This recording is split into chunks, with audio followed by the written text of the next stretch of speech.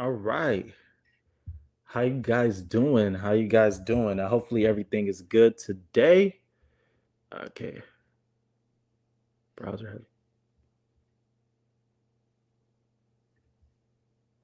Oh no. Okay, let's see.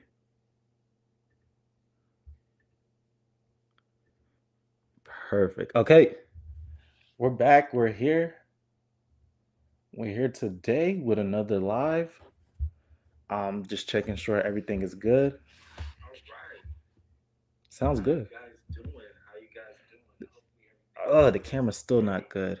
I don't know why. Oh, it did the thing again. Ugh. All right. Hopefully. All right. So let me talk, and as time goes on, the camera quality will be good. Let's.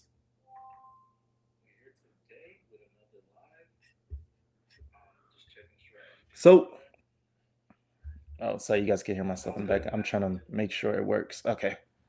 All right. Put that off to the side. All right. Hopefully, you guys are having a blessed day, a wonderful day. I want to talk about a couple of things before I get started. I want to talk about a couple of things before I get started. All right. Thing number one, know why the camera does what it does when it just freezes. It freezes because one, because I'm getting notifications on my phone. Yes, I try to put it on do not disturb, but when I put it on do not disturb, I can't necessarily use my cellular device. So I kind of have to figure out like how I'm gonna go about this. Maybe I do have to get another camera. Who knows? I'm not sure yet. Maybe I will have to get another camera. But another thing as well. Secondly, I'm using oh, you guys can actually see me. I don't even know you guys can see me. But I forgot about that. You guys can see me. I don't have it like on this one. There you go. I don't necessarily want you guys to see me yet. But yeah, because I don't want the thing to glitch out. But today, same topic, same this. I mentioned last time where the live stream is going to be Monday, Wednesdays, and Saturdays. So no, Monday, Wednesdays, and Saturdays, 8 p.m. Eastern Standard Time. That's going to be the schedule as of right now. Like I said, this whole week I'm doing it because I got to make sure Stream East is worth my money, and it's doing good so far. The only thing is the negative is the camera. And if the camera is going to keep doing that, I might as well go back to OBS so I don't have these issues. Secondly, if anybody has any suggestions how to make better camera quality, better, I think just my bandwidth and latency is not good at all to withstand such things like that. So yeah, we may have to cross that out. But I'm still trying to figure things out. I definitely gonna add TikTok on the side. I am trying to grow the TikTok audience, trying to do more live streams, things like that. That may have to be the move because that's how I'll probably get more people, interaction. Then I can build both platforms, and have people to dialogue with because agree. I want dialogue. I want dialogue. Another thing as well too is that before we get into the verse to the day or the verse of the day is that one key and essential thing is that you guys share the link with people because I know a lot of people have questions about this. A lot of people do, and I want to answer as much questions as I possibly can, and I will be more, how should I say, on it by like put in the live stream, already having them ready, having them preset for the week so you guys could already know what to anticipate. I'll put it in my community's message as well too, so you guys can interact with that as well. I want to make expounding knowledge a family that is continually learning, and we're not shying away from learning because we are students of the game. I love basketball, and players always practice. All right, practice, perfect practice, make perfect work. So that's what I believe. So we're here to be authentic, here to be real, and things like that. I know I'm just yapping, but yeah. Hopefully you guys enjoy it. So we're gonna do the daily word of the day, um, which is Philippians chapter 4, verse 10 to 13. So this section right here, I'll kind of highlight it for you. All right. It says, "But I rejoiced in the Lord greatly, that now at last your care for me has flourished again. Though you surely did care, but you lacked opportunity. Now that I speak in regard to need, for I have learned in whatever state I am to be content. I know how to be abased, I know how to abound. Everywhere in all things I have learned both to be full and to be hungry, both to abound and to suffer need. I can do all things through Christ who strengthens me." I know you guys see Philippians chapter 4, verse 13, when your favorite basketball player puts that on there, they probably have it tatted on them. They probably have it, I don't know, like on a wristband or something like that. But in the context, what Paul's saying that he's went through so much in life that he has learned how to be content when he's hungry and when he's full. Because he learned that there's other people hungry just like him. So he's learned to be content. I know this is not Bible study. Maybe I could do Bible study on expounding knowledge. Who knows?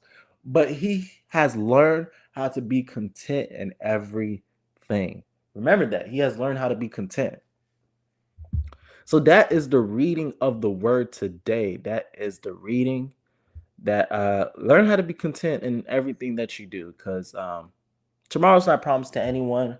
Obviously, you should thrive to do what you need to do, but tomorrow's not promised to anyone. So try to be authentic, try to be real, and most of all, try to serve the Lord in the midst of that. And as we go on, let me put on my face, do a full screen real quick. All right, so if you see the camera go in and out, like I said, it's because I'm using my cellular device, and every time I get notification, it does the thing, and I can't put it on do not disturb. If I do put it on do not disturb, yeah, it's not gonna work because the camera won't work. So I have to probably find a camera, buy a camera that could work, that I could put it on my laptop. You see, like it did it again. But anyways, that means I got a notification. Who texted me? Who called me? I don't know. I can't tell you. But yeah, that's the issue I got going on. So you guys bear with me. So I will barely show my screen. Uh so yeah. So today, what I have, you can see by the but what we did last time, we read a book about human rights in Deuteronomy, if you guys remember. Um is it showing my face again? Oh yeah, it is. I'm not even sharing my screen. All right, there you go.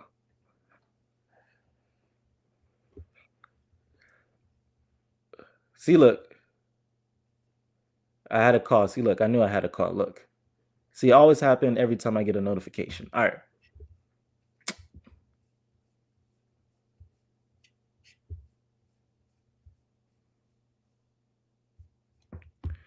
All right, we're trying to find the Leviticus 25 passage.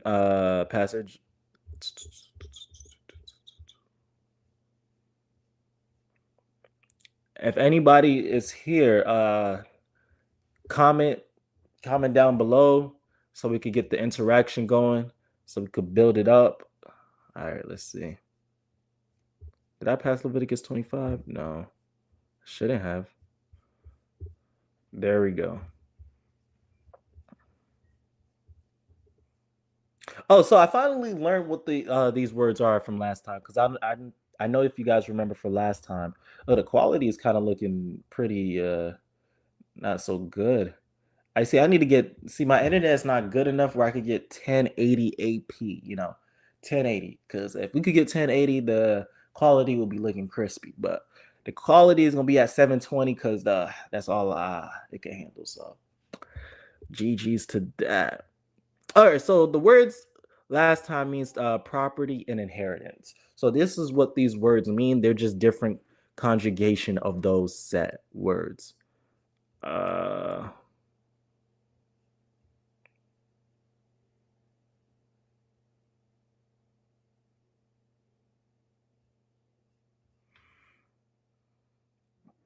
right. In summary, the above survey shows that I'm pretty sure that's the inheritance. It's better understood as or a slave.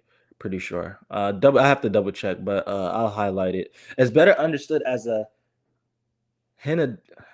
Okay, see, we're already at a word that we don't know. So you know what I do with the word I don't know?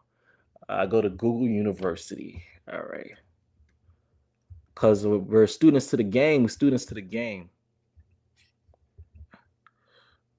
Let's look at examples. Henades meaning one through two in Greek. The is a figure of speech that expresses a single. Yo, see, I'm getting a lot of calls. I told you guys. That's why it's always an issue. So I probably have to figure out something. Henades meanings one through two in Greek is a figure of speech that expresses a single complex idea using two words, usually nouns joined by a conjunction, often and rather than a noun modified by an adjective. See, sound and fury, furious sound, nice and warm, nicely warm, and law and order. Ah, okay, so it's one and two. Try and do, try to do. Come and get it. Come to get it. Yo, okay, okay. I think I get it. I think I get it. I think I get it. All right, so that denotes a single. See, I'm learning words, man. Look, hey, don't be ashamed of saying you don't know something. That's another lesson or life lesson as a whole. Never be afraid to say you don't know anything, because I don't know everything. All right, the phrase may be translated as a resident.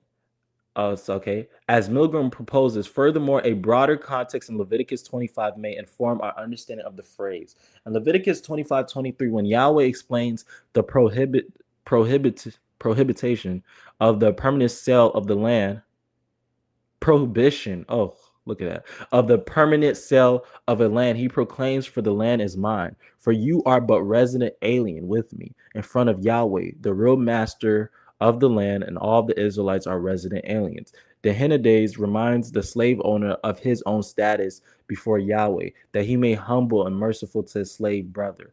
As Kawuchi observes in Leviticus 25:39 and through 41, the prepositional phrase with you occurs four times: 39, 40, 40a, 40b, 41a, which is not noticeable, but apparently with the nuance of together with, just as Yahweh treats his fellow Israelites.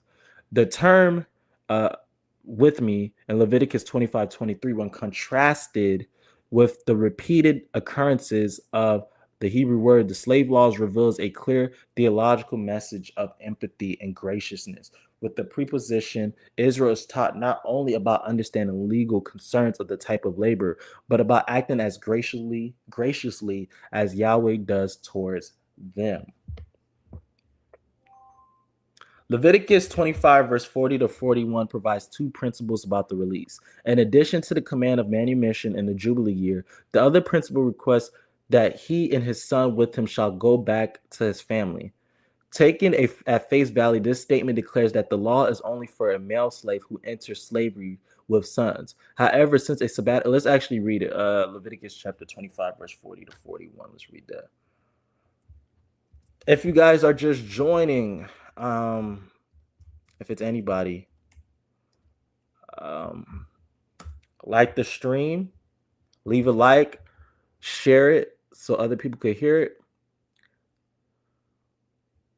And if one of your brethren who dwells by you becomes poor and sells himself to you, you shall not compel him to serve as a slave.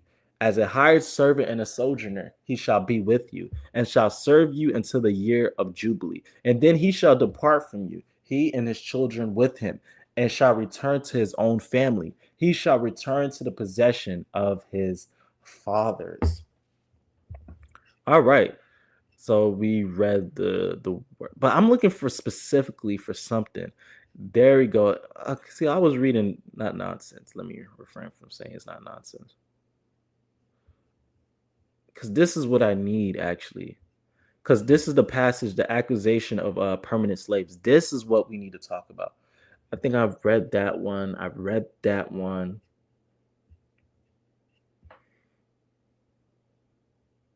All right, let's read the summary. This is where we left off at. That's why I knew we left off on that, because I'm saying all those other ones are irrelevant. In summary, Leviticus 25 should not be regarded as a new law that attempts to deny the possibility of a Hebrew debt slave or to abolish the permanent Hebrew debt slave. In ancient Israel, Hebrew slaves are usually acquired as a result of their destitution. So, guys, keep this in mind. Like a person becomes or acquired, because you could acquire, guys, because the same word acquired is the same word for buy, and that we see in Leviticus chapter 25. What they're saying is you could acquire a Hebrew debt slave by purchase if they're in destitution. I know that sounds crazy to us. Like I've been mentioning, like I've been preaching over and over and over again, and I have to emphasize how much I've talked about it. That these people were living in an agrarian society, agriculture society. So when drought and famine came and you had nothing to take care of yourself, you will become destitute. And when you become destitute, you get acquired by somebody. They purchase you. Yes, we have to use the word purchase. So they are taking the obligation of taking care of you if you work for them, because obviously their crops, they have possessions, they're rich enough. So they're saying, yeah, I could purchase you, I could take care of you. And I know we don't like to see that language, but that is the language that they use. It's not the same negative connotation that we see today. If we say I purchase somebody, we think of like you purchase a slave, you could do whatever you want to them, you could beat them, have your free will on them. But you can't do that here. And that's a constant principle. Not gonna lie, this kind of inspires me to write like my own writing or my own miniature book about understanding the Old Testament and slavery, because there's not a lot of books that really go into depth and like with the understanding the culture. Maybe I want to make it into like a fictional story so it could like prove an essential point, because I feel like it's necessary. Because when we see the words acquire, when we see the words buy, when we see the word purchase, we automatically think, yo, this person is chattel slavery. And I commented or I went back and forth with a certain individual through my YouTube comments, and I don't know why they never come to the stream to ask and engage and dialogue with me, but they prefer messaging, whatever the case may be. Um, One thing I can say is that they lack the knowledge of understanding the context, the historical context behind things. Nobody, and when I mean nobody, should go into a situation or read a book without having context in mind, understanding what the context is. So keep this in mind. It says in ancient Israel, Hebrew slaves are usually acquired as a result of their destitution. There is no food stamps. You can't get no food stamps from ancient Israel because they didn't have no food stamps. If you had no food and you couldn't take care of yourself, you selling yourself to somebody, and somebody would acquire you, buy you, purchase you. So when people see Leviticus 25, verse 44 to 46, they shouldn't go haywire for seeing that same language, because they could even buy or acquire their brothers. You know why? To take care of them. They're almost like imagine your job today, right? Your job today, right? You can't take care of yourself, right? So you like live on the job, and the job gives you the food that you need. It pays for your housing, because if you're poor, you live in the house during the time in ancient Israel. You lived at that family's house, because you know why? You can't afford to have a house. You can't afford to eat food. You don't have crops. You don't have nothing, nada. So the best way to help people is to purchase them. I'm not saying that is ideal, but you have to work within the culture that you're in. And there's something called the culture river. Culture river. Let me type that so you guys can know what a culture river is. Culture cultural river. Yeah, it represents the deep, often ancient connection between human societies and river ecosystems, encompassing spiritual, social, and economic practices. So, long story short, it's saying a whole bunch of nothing, to be honest with you.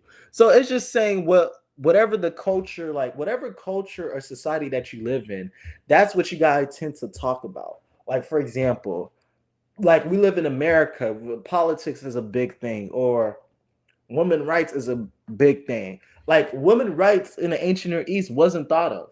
The thought of is how you're gonna serve and worship your gods was the main thing. How you're gonna obey your gods, how you're gonna be valuable to the community. And I think this is something very important that I noticed, that in the society that we live in, it forces us to be very individualistic, meaning that we're so one dimensional, but we stray away from the community base of things. We stray away from that, making things about communities.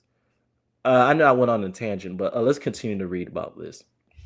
And loans are seen as a device by which the poor stave off disaster. Hence, loans are mentioned with a positive valence, an institution of protection for the debtors and considerable.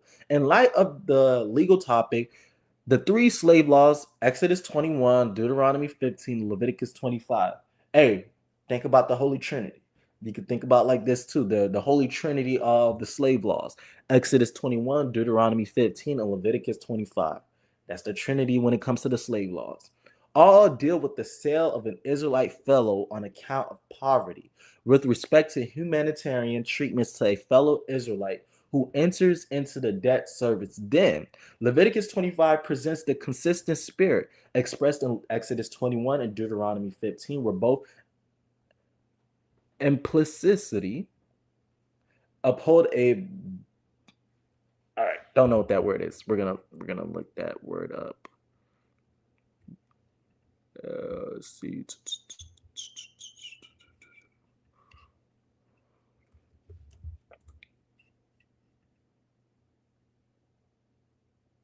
Oh, Benin, Benin. So because BE, then the G is silent. Okay. Benin, handling of the slave. There exists no discrepancy between these three laws regarding the identity of the enslaved person. They all speak of undifferentiated Israelites. With the above interpretation, one can agree with the rabbinic interpretation that the term permanent for the Israelite slave in Exodus 21 and Deuteronomy 15 properly means for the rest of the master's life, and that the new term of service ends at the next Jubilee year or at the death of the master, whichever comes first. I also want to talk about how I know this is it's not off topic. It correlates with what I'm about to say about the year Jubilee. I got a lot of comments saying, people saying that, oh, that the year Jubilee was just a concept because there's no historical records of people actually keeping it, right? Just because there's no historical records of people not keeping it doesn't mean the intended goal of the law. The law is meant for people to be free from debt. So just because a nation goes away from being consistent on what God says, then that's on them. That's why they continually got punished when they mistreated their slaves. I'm pretty sure that's in Jeremiah chapter 34, if I'm not mistaken. Let's see.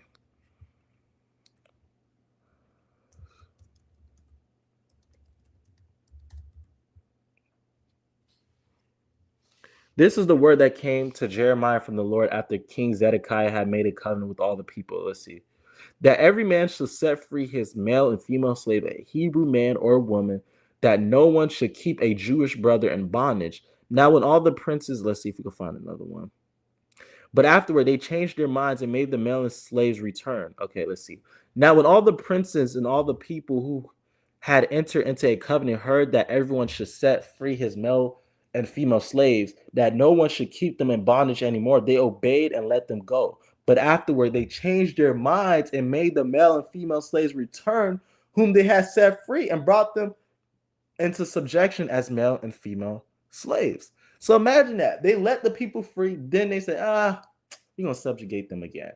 And this is not the Lord's intent at all. That's not his intent.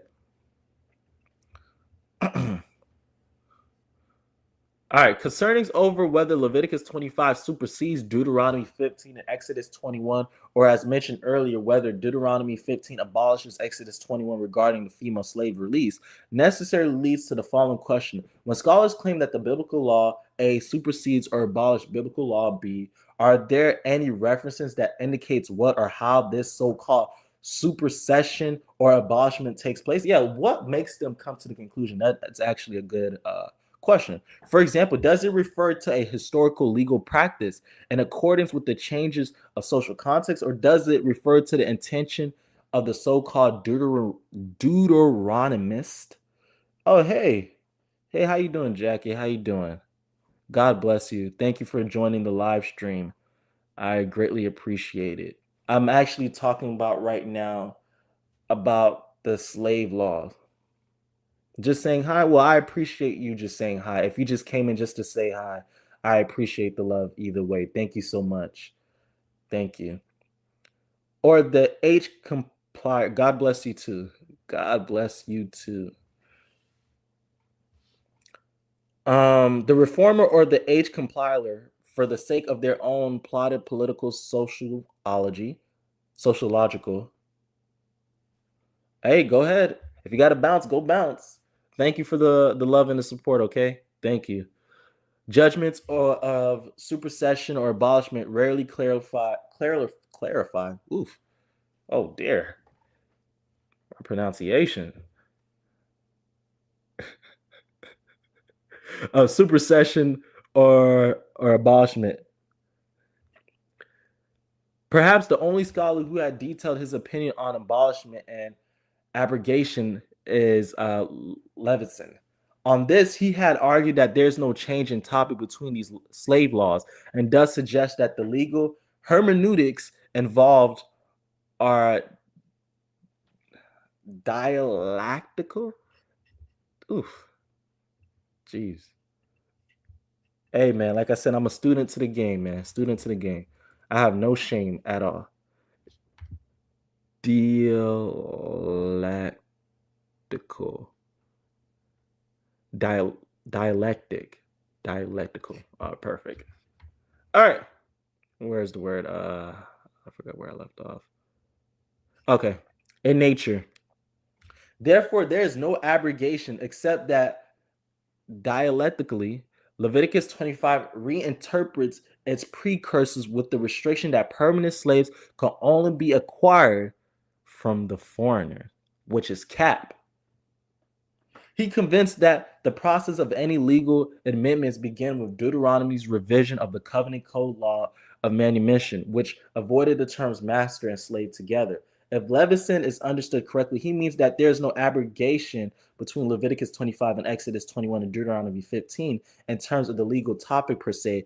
Properly viewed, Levison then sees Leviticus 25 amending Exodus 21 and Deuteronomy 15 to abolish the enslavement of the Israelites, replacing their previous laws with the restrictive reinterpretation. However, as previously indicated, the Israelite could become a temporary debt slave due to insolvency, but cannot be treated like a slave, which is the spirit that Leviticus 25 intends to stress.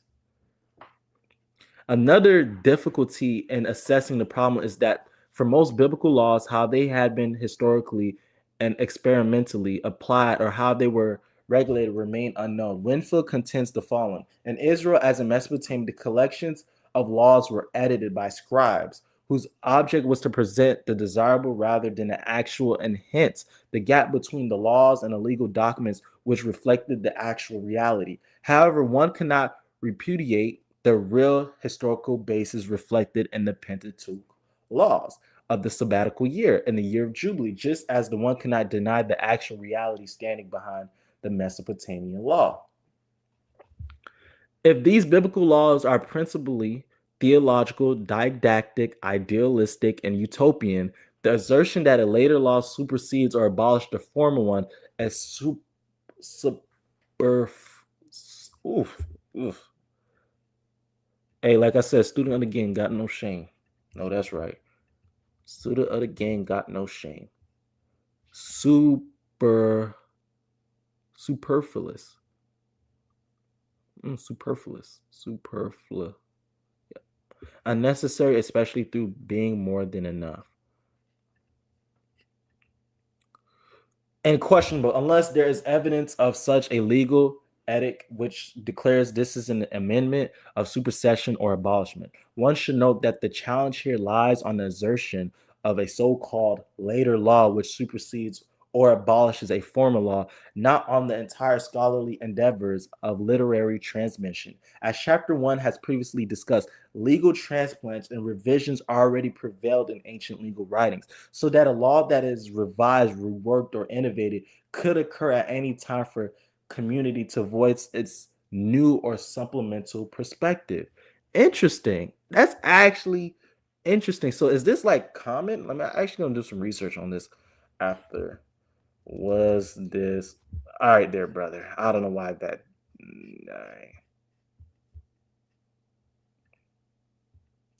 I don't know why I did that. Was this common? Question mark.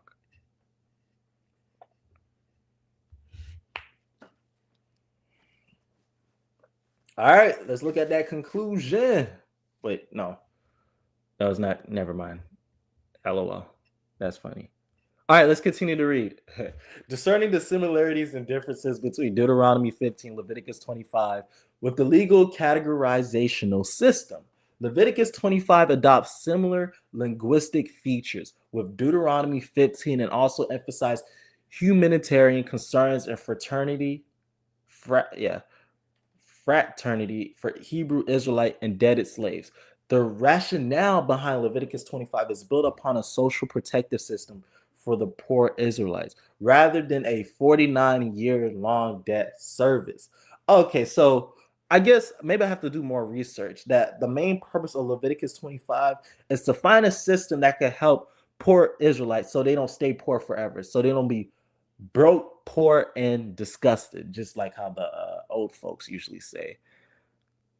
Um, Based on the sabbatical rest in the Jubilee year, it is not necessary to assume that the release meant only for the male slaves. The intent of the regulation concerning the acquisition of permanent slaves in Leviticus 25 is not to abolish that of Deuteronomy 15 and Exodus 21, but to stress that permanent slaves that the Israelite desire to bequeath to their children as inherited property can only be acquired from non-Israelites. Conclusively, Leviticus 25 does not denote a different type of debt slave, but the same as Deuteronomy 15 and Exodus 21.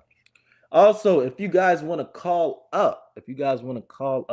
give your thoughts or opinion, I will put it in the chat. Let me do that. So if you guys want to join up, all right.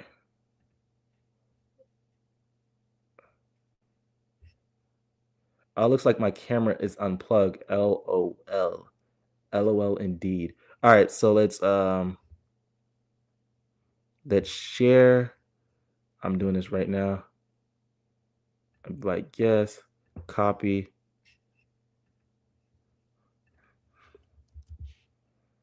Yeah, guys, I got to figure out the camera situation indeed. There's the StreamYard link. Oh, dang. All right. Perfect. In summary, the legal code of Leviticus 25 remains the same with Deuteronomy 15 and Exodus 21, debt servitude. As Leviticus 25 shares some basic legal issues with them demanding the release of Hebrew Israelites, debt slave, as well as, I forgot the, Begnin. I think it's Begden. No. Benin? Benin. There you go. Benin. Treatments to them similar. Oh yeah, the face thing is not working. The camera, I don't know, my phone is not working, so that's why the camera is not on, surprisingly. It's weird. It's weird, Samara. It's weird. Very.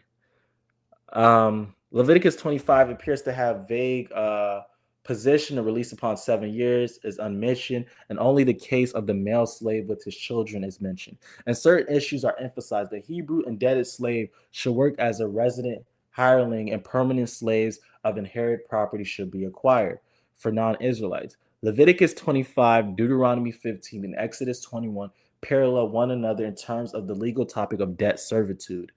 And the legal issue of Hebrew indebted slave manumission, however, they are not closely parallel with another. I'm gonna see what they have after this, because we are gonna. Oh, do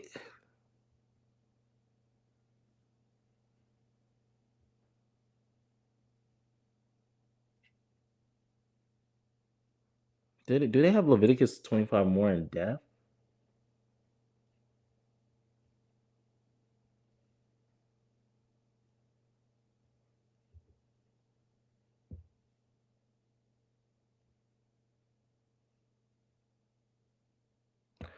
This may be interesting. The slave purchase and management. So we may have to read chapter 4. The acquisition of slaves in the ancient Near East. Yeah, we got to see that. Okay. Yeah, we may have to look at chapter 4. Chapter 4 may be. Oh, you just joined? I got you. I'm gonna recap. So far, I don't know what's going on with my camera. So my camera's jacked up. It is more like B9. What you mean by B9? I don't get what you're saying. But I'm recapping is we're talking about slavery in the Bible. If anybody want to talk about it, have a little discussion. I don't know how the mic's gonna work actually. I didn't think this far. I did not think this far. Cause I'm using a different mic today. If I was using my AirPods, I could probably hear you.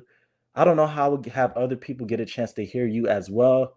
There's a lot of things I have to figure out. But so far we're talking about slavery in the Bible. We're actually reading a book called Human Rights in Deuteronomy, and we're comparing the text between Exodus 21, Deuteronomy 15, and Leviticus 25 when it comes to slavery and the Bible, trying to understand the context, trying to understand the historical context.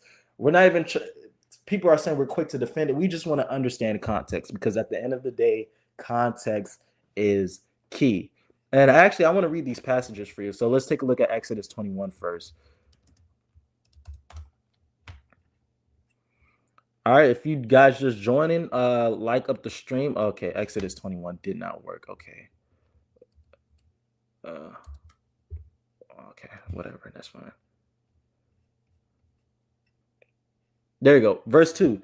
It says, if you buy a Hebrew servant, he shall serve 6 years. In the seventh, he shall go out free and pay nothing. If he comes in by himself, he shall go out by himself. If he comes in married, then his wife shall go out with him. If his master has given him a wife, and she has borne him sons or daughters, the wife and her children shall be her master's, and he shall go out by himself.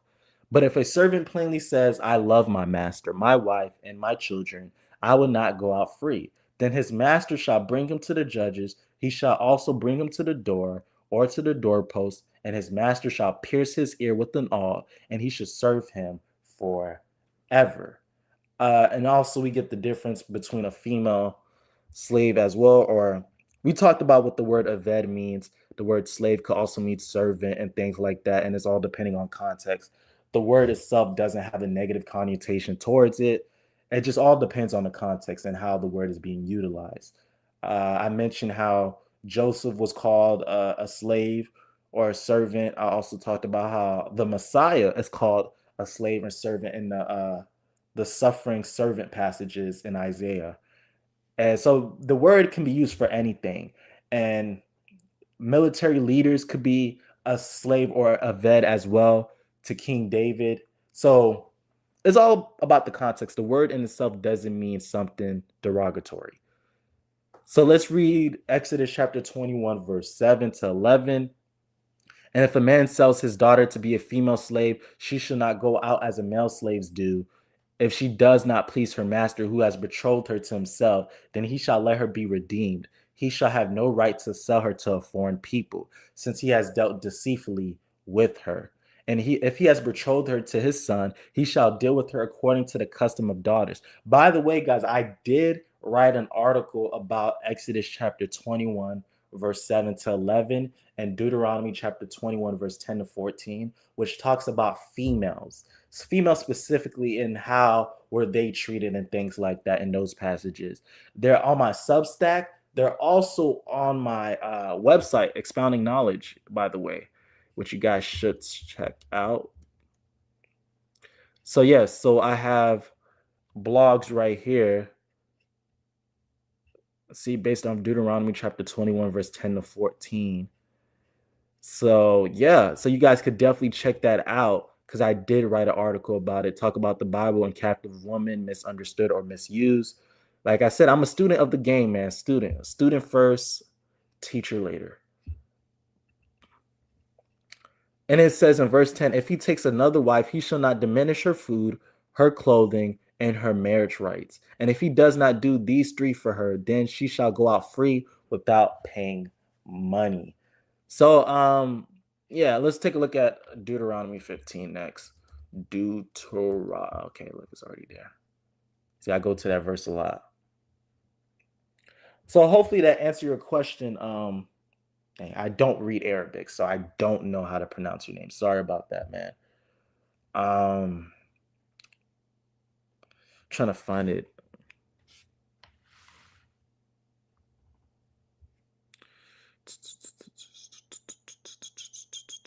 All right, perfect.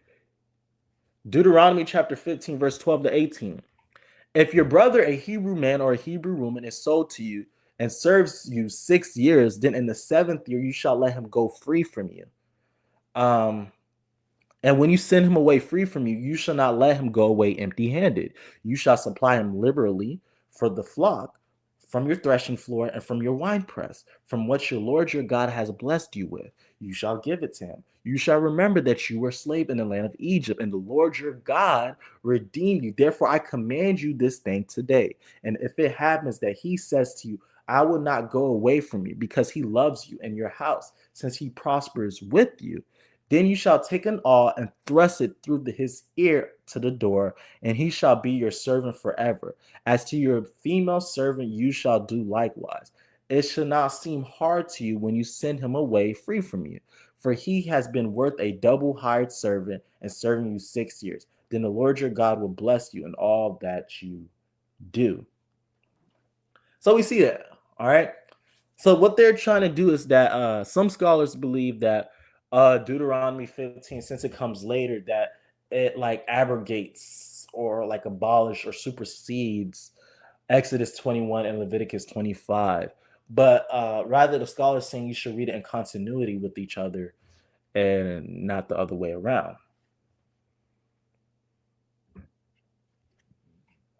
Excuse me. So we're going to see how the word slave was used in the ancient Near East because, like I said, we want to be faithful to the game. We want to be a faithful student, and we want to be learners, man. Learners first, teacher later. In some ancient Near East language, the term slave is not reserved for a bounded slave only. In ancient Mesopotamia, the term for male slaves, a wardu, or, I don't know ancient Mesopotamia, so like I said, I'm going to have to learn that. I'm a two that I'm just pronouncing how maybe I'm a highlight it, guys, and I'm gonna explain it maybe tomorrow. Yeah, let's save it. For example, officials are called slaves. High officials are called slaves of the king, and the kings themselves are known as slaves of a god. So yes, all of us are slaves. That's what I was trying to regurgitate to you guys, that the word slave or adved, specifically, I can't speak for the ancient Near East, but I could specifically say for the scriptures, the word adved could mean slave of anybody. Like you could be like a slave to a god, slave to a king, slave to, if you're a high official, you're still a slave to the king. So it doesn't matter. Anybody is a slave some way. Like a slave in like the ancient Near East mindset is like somebody that you're underneath, right? So if you're underneath somebody, you're a slave. You're cooked, right? So that's it. Long story short. Let me see if I got anybody who's trying to request. Oh, nope, nobody. All right, perfect. All right. In particular, so keep that in mind. Keep this part in mind. This is a nugget. This is a nugget right here for you guys. So if you ever have somebody who's trying to come up on you talking about slavery in the Bible, hey, have this one key point. In particular, royal courtiers are referred as the gentlemen, slaves of the king. Even slave of the palace might sometimes refer to a free man who's in service of the king. Facts. The term slave is also used as a modest form of self-reference. Keep that in mind. This is similar to the usage of the word Hebrew. I know that's the word aved.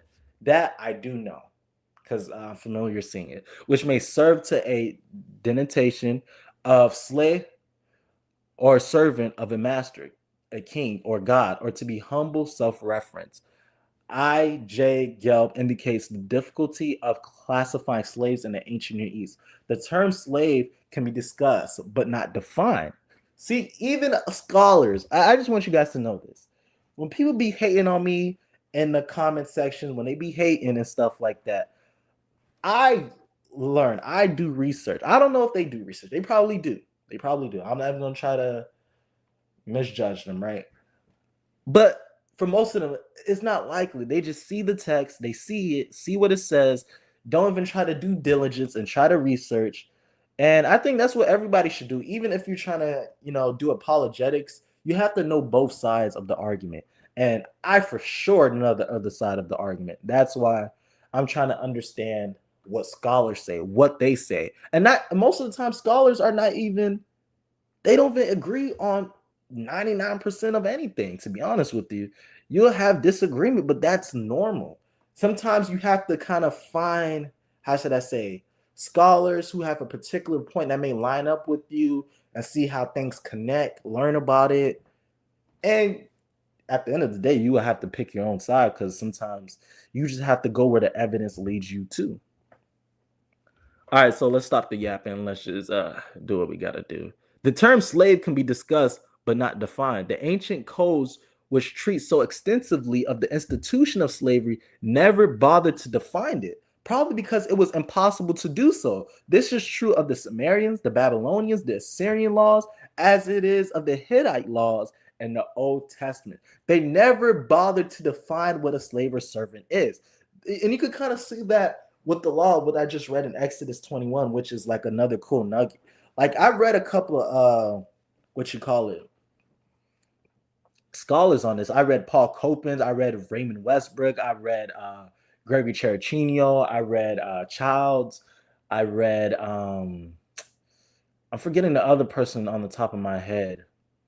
They'll click to me, but I've read some of these scholars on slavery in the Bible, and this by for John Walton. Sorry, I'm thinking as I'm talking. So John Walton, Gregory Boyd is also a good one. Trying to remember.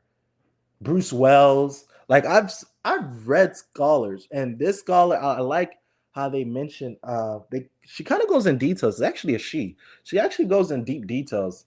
More to my liking. So this is also a cool nugget that you guys should definitely keep in your duffel bag. Is this the term slave can be discussed but not defined, so you can't really define it because it has multiple meanings. Like when we think about slaves today, we automatically think transatlantic slave trade. We think of chattel slavery. We synonymously connect or equate chattel slavery with slavery. Like if somebody says slave, that's what it is, chattel slavery. But in the ancient Near East, that's not the case. So if we want to be consistent with the ancient Near East, if you are like in the military and there's different branches and there's different leadership, all of them are slaves to somebody because you have to go to a higher authority to you. So if you have somebody of higher authority, you are a slave according to the ancient Near East. Hey, I'm just talking. For example, Gibb notes some Mesopotamian instances in which a man sold himself, his wife, or children into slavery, where these people are not considered to be in the same category as chattel slave. And we have to see how they use the word chattel slave because some scholars use the word chattel slaves differently. So we're going to be consistent with that. They are called slave, just like individuals sold for indebtedness or held as pledges for debts. In addition to the ambiguity of defining a slave, the characteristics of chattel slave vary according to areas and periods.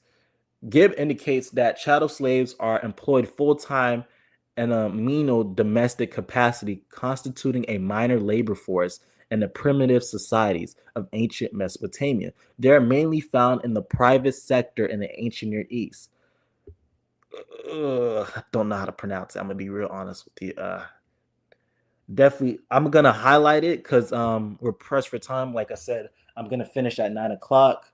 We do an hour live stream here, and maybe in the last 5 minutes, I get a little recap for you guys, so you guys can learn. Like I said, I'm trying to educate you guys, so you guys can utilize this, so you guys can be educated, so you guys could discuss with people in other comment section who tried to, how should I say, misrepresent what the Bible is actually trying to say, or try to misrepresent the ancient Near East, because people tend to think that people back in the day were barbaric and they were uneducated, but that's far from the truth. Some of the stuff that we do, hey, I'm never going to talk about what we heard, but I feel like it correlates what we're talking about. Allegedly, in the Epstein files, obviously, I'm not going to talk about politics. There are people sacrificing human things. This is all allegedly, obviously, allegedly, that that these things occurred. People today are no different from people in the past in certain respective areas. Obviously, some things we have evolved and stuff like that. And this is where I talked about the culture river, and what that is. If you guys don't know what a culture river is, it's like things that are very relevant within that culture and that society and things like that. Like politics is something that's very relevant in the culture river, or women rights is very prominent in this culture river that we have going on, or gender identity is very relevant, or who one person is very relevant. So keep that in mind. Homeric Greece, later Sparta, India, China, and etc., but in productive type of force in Athens, Rome, and Americas. M.A. Dan, oof, Dan Madid, oof. See, guys, gotta learn how to start saying people's words, but names. I mean, like I said, we're student of the game. I'm gonna learn his name because I want to be respectful. Call people by their real names. Also observes that while slaves were largely foreigners, particularly war captives, only a small number of them were turned into chattel slaves. So keep this in mind. Another scholar says war captives, only a small number in the ancient Near East, were turned into chattel slaves, and it was a small number. So it wasn't in practice. Just like I had somebody in my comment section in my YouTube saying, oh, Leviticus 25 in the year of Jubilee wasn't actually put into practice most of the time. We can use the same logic here. The chattel slaves weren't used into practice most of the time. And when you see examples like Ruth, Ruth was a foreigner, but she wasn't treated less than. What's that lady name again? Rahab the harlot. She was a foreigner. She wasn't treated less than. Even the military commander, I forgot. One of one of the generals in David's army. I gotta find his name, and I'll find his name next time. He was a foreigner. So we see a lot of foreigners in the scriptures. Even Caleb, if you guys remember, Joshua and Caleb, he wasn't even an Israelite. He was a non-Israelite, but he inherited land. Even to add more to that, there's a story of a guy, I can't remember. I think it's in Chronicles. Maybe you guys could type the story in the comment section. That he had a slave, right? He couldn't have no sons, but he had all daughters. So the slave that he had, he made him his son, and he allowed his son to marry his daughters who were Israelites, while the man was not an Israelite. So what happened? He got married into the Israelite family, just like a Ruth, just with a Rahab. So my point is that if people want to put in practice practicality, the Israelites knew how to treat the slaves, the servants, because you know why? God said, you guys were servants, you guys were slaves in Egypt. So you don't treat them like that. So we see the same motif over and over and over and over again. And I'm about to conclude actually. Hopefully my face camera could work. It's doing me like dirty, like to the max. It's doing me dirty to the max because I don't know why my camera is doing that. Hopefully I could. Let's see if it could work. Hopefully. All right, perfect. I don't know why my camera's doing that, but I'm about to conclude. But one thing I wanted to say, and something that's very, very important, and something that we learned and took away from, is that the scriptures gonna be scriptures, man. The scriptures gonna be scriptures, and history is gonna be history. And I want you guys to be educated. And as I'm going through this, I feel like it's important, it's vital, it is necessary in every respective way. Every respective way. But so if you guys don't have any questions, like again, I'm gonna figure out the camera situation, because every time, supposedly, I don't know why. I really don't know why. I really don't know why the camera shuts off, but I know why. It's because of notifications. But I can't put it on do not disturb, and if I put it on do not disturb, it's not gonna work either. But besides that, thank you guys for joining. I will be back tomorrow. Like again, I'm gonna put a community post Monday, Wednesdays, and Saturdays. I will be live streaming at 8 o'clock Eastern Standard Time. So I want you guys to keep that in mind. Invite people to join, things of those natures, so they could, if they have questions about slavery in the Bible, we're probably going to do this for like maybe for the whole month of February, since it's Black History Month too. We're going to do this for the whole month. And then we're going to go on to a new thing. But I'm still going to be talking about slavery in the Bible, though. Still going to be talking about that. That's something I would not stop talking about, because I think it needs more in-depth talking of. So yeah.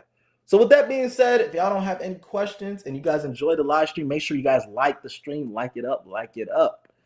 And once you guys like it up, I greatly appreciate the love.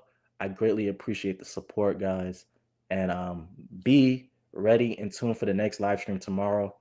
God bless you guys. Oh, the scripture word for today. Let me put that in the chat. I ain't putting it in the chat. Hey, y'all go read Philippians chapter 4, verse 10 to 13. That's the scripture for today. Thank you guys. Have a blessed one. Peace.